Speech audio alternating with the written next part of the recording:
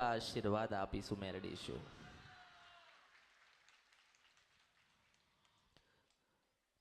જેટલી ધીરજ રાખશો, મારા પ્રત્યે જેટલો વિશ્વાસ રાખશો, જેટલી ધીરજ રાખશો, મારા પ્રત્યે જેટલો વિશ્વાસ તમે રાખશો, અમૃતની મેલડીની સાચી ઓળખાણ કે અમૃતની મેલડી છું. દરેકના ઘરે મેલડી પૂજાતી હોય, દરેક મેલડી પ્રત્યે આસ્થા ધરાવતા હશે, આસ્થા રાખતા હશે. કોઈક નાના મોટા મંદિરે જતા હશે, મેલડીને નમન કરતા હશે, તો મેલડીને ગમતા હશે હું મેલડી છું.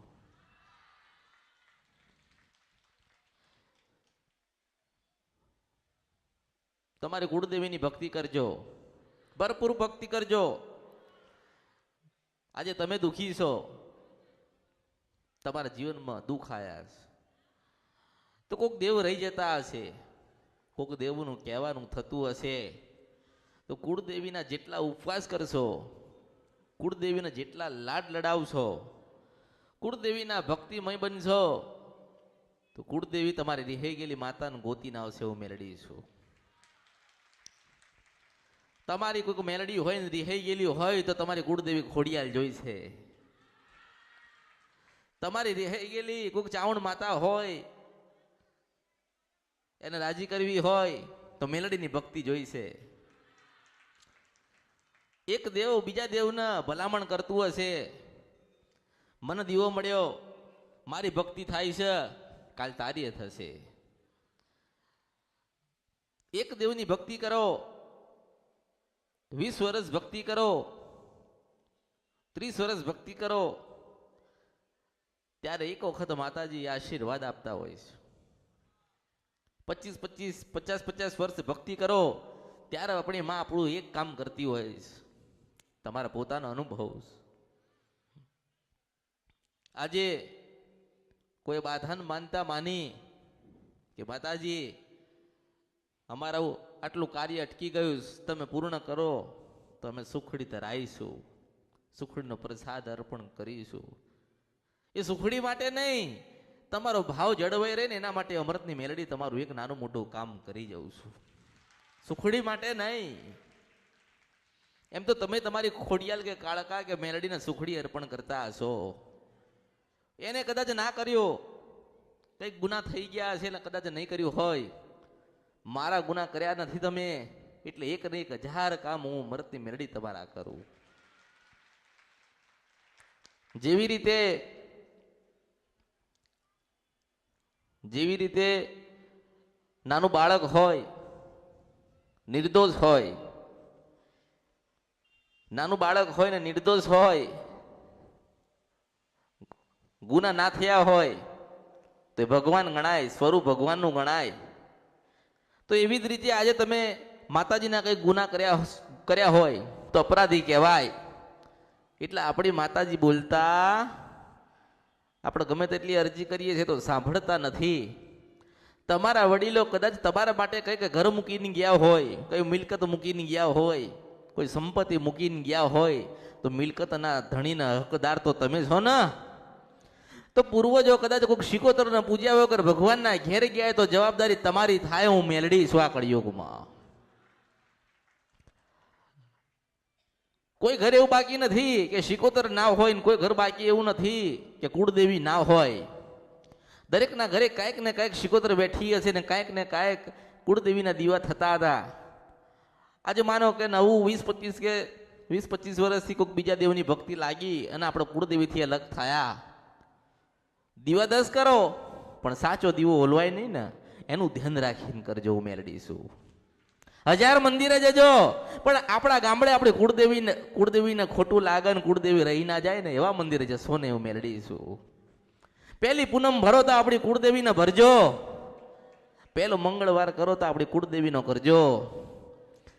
ધરતી માથે પગ મૂકો તો આપણા મુખમાંથી એવા શબ્દ નીકળવા જોઈએ કે હે મારી કુળદેવી ચામુંડ કે ખોડિયાલ કે કાળકા, માં તું રાજી થજે, રાજી થજે ને રાજી થજે ને રાજી થજે.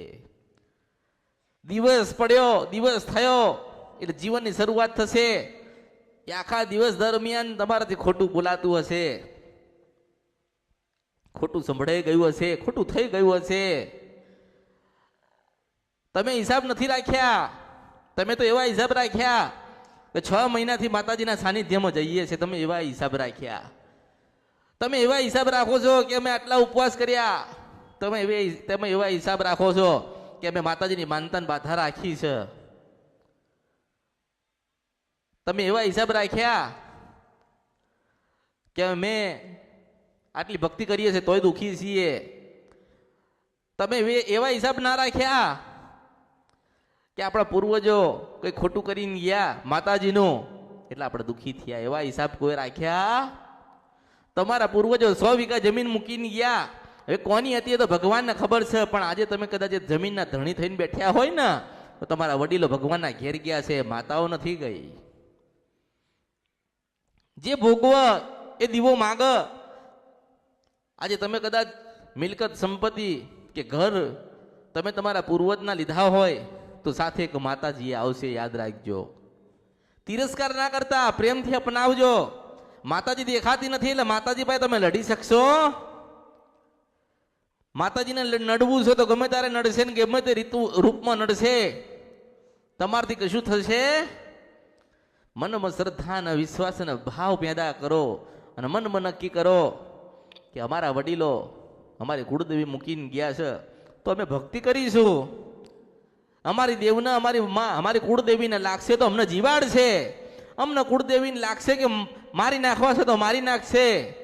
જેને જેને કુળદેવીને સાચા હૃદયથી ભક્તિ કરીને એને કોઈ દાડો નિરાશા ને કોઈ દાડો દુઃખ પડ્યું નથી. હું મેળવીશું. ક્યાં ભૂલા પડ્યા છો આ જીવનની અંદર? કેમ ભૂલા પડ્યા છો કે પછી કોકે પાડી દીધા છે? જેને જે બતાવ્યું એ કર્યું. હવે હું કહું છું કે તમારા પૂર્વજો કરીને ગયા ને એ જ તમે કરજો. તમારા પૂર્વજો જો કદાચ તમારી કુળદેવીને નિવેદ કરીને ગયા હોય તો તમે નિવેદ કરજો. તમારા પૂર્વજો 3 દીવા કરતા હતા તો 3 દીવા કરજો, ચોથો કરતા નહીં. તમારા પૂર્વજો ગામડે જઈને નિવેદ કરતા હતા તો તમે ગામડે જઈને કરજો. તમારા પૂર્વજો કોક દેવની ભક્તિ કરતા હતા, આજે તમે કરતા નથી તો થોડી થોડી કરજો. તમારા પૂર્વજો વર્ષો પહેલા 12 થી 4 નું ભજન કરીને ગયા. એને એક સાધના કહેવામાં આવી અને હું એને ભક્તિ કહું છું. એને સાધના કહેવામાં આવી, મંત્ર કહેવામાં આવ્યા. મંત્ર ક્યાં તમે ગોતશો? કોણ તમને બતાવશે? સાધના કેવી રીતે કરવી કોણ શીખવાડશે? એટલે તો મેં કીધું કે રાત્રે 12 વાગે ને એટલે તમારી કુળદેવીનો દીવો કરજો, 2 અગરબત્તી કરજો, 5 ફૂલ અર્પણ કરજો, પલાઠી વાળીને બેસજો, આરતી કરજો અને આંખ બંધ કરીને તમારી માં તમારી કુળદેવીનું ભજન કરજો. એક દાડો તમે બેઠ્યા છો ને તમારી માં તમને દર્શન દેશે. મેલડી એવા આશીર્વાદ આપું છું. કોઈ દુઃખની મટાડ, દુઃખની મટાડ, કોઈ દુઃખની મટાડ. દુઃખ મટાડશે ને તો આપણી ખોડિયાલ મટાડશે. દુઃખ મટાડશે તો આપણી જનતા આપણી મેલડી બેઠી છે મટાડશે. કોકે ચોખ્ખી કીધી ને કોકે મેલીએ કીધી. મેલડી એટલે મેલડી. કોઈ ઉગતા પોરની મેલડી પૂજતું હોય તો એનો ભાવ એના પ્રત્યે હોય. કોઈ મશાળની મેલડી પૂજતું હોય તો એનો પ્રત્યે એનો ભાવ એવો હોય. તમે ભક્તિ કરો છો પણ કેવી ભક્તિ કરો છો એ નક્કી કરો ને. સ્વાર્થ, લોભ અને લાલચ જે ભક્તિ કરવામાં આવશે ને એના કામ થશે, એને જ્ઞાન નહીં મળે.